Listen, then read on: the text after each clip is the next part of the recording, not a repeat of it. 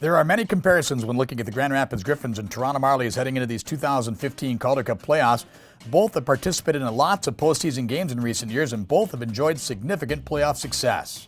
As you know, the Griffins are 2 years removed from their first ever title, though only 6 players remain from that championship team. Under Jeff Blashill, the organization has now qualified for the playoffs in each of the last 3 seasons and had won 5 consecutive series until getting knocked out in the second round a year ago by the eventual champion Texas Stars.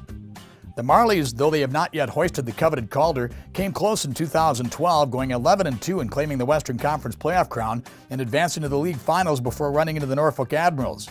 This year marks the 4th straight trip to the postseason for Toronto. Now here's where the two organizations differ: the Stanley Cup playoffs. The Detroit Red Wings, parent to the Grand Rapids Griffins, are competing for the 24th consecutive season. The Toronto Maple Leafs, NHL affiliate of the Marlies, have failed to advance beyond the regular season in 10 of the last 11 years. Is this an advantage for the Marlies?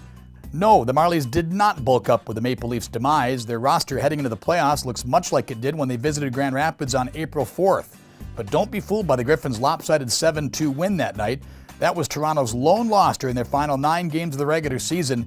Yes, they enter the playoffs, one of the AHL's hottest teams. The Griffins, on the other hand, will likely have as many as 5 players on their playoff roster who remain with the Wings in the early stages of the Stanley Cup. However, without many of them during the last couple of months, the Griffins lost only 6 regulation games in their last 37. They enter the postseason as arguably the AHL's best team during the second half. Like the Wings, the Griffins' fortunes will be in the hands of a goalie with virtually no playoff experience at this level. Tom McCullum has played only 34 minutes during his 6 seasons in Grand Rapids, while Jared Careau has yet to make his postseason debut. Ditto on the goaltending for the Marlies. Second-year pro Christopher Gibson and rookie Antoine Bibeau have yet to appear in an AHL playoff game. Speaking of youth, the Toronto Marlies have the second youngest player competing in these Calder Cup playoffs in William Nylander, just 18. Meanwhile, the Griffins have the second oldest, though 37-year-old captain Jeff Hogan has looked anything but fossil-like this season. Overall, the Marlies are a bit more than a year younger than the average Griffin, 23.1 to the Griffins' 24.4. Special teams would seem to favor Grand Rapids. The Griffins' penalty killing unit was the second best in the 19-year history of the franchise. The Marlies' power play finished 29th among 30 teams. Their penalty killing did not fare much better, ranking 28th. Home ice advantage? Not really. The Griffins won a league-best 23 road games while also manufacturing 23 wins at Van Andel Arena. The Marlies earned 20 wins both at home and on foreign ice. In the season series, the Griffins were 3-1.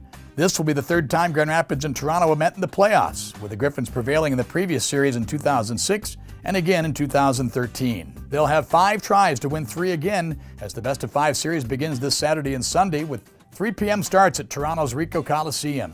Game 3 will be in Grand Rapids Wednesday, April 29th. Games 4 and 5, if necessary, are also at Van Andel Arena on Saturday and Sunday, May 2nd and 3rd. You can follow the Griffins throughout the postseason on Wood Radio with pregame coverage for both games this weekend at 2:35. And also stay in touch through social media on Twitter at Griffins Hockey and at Griffins Game Day.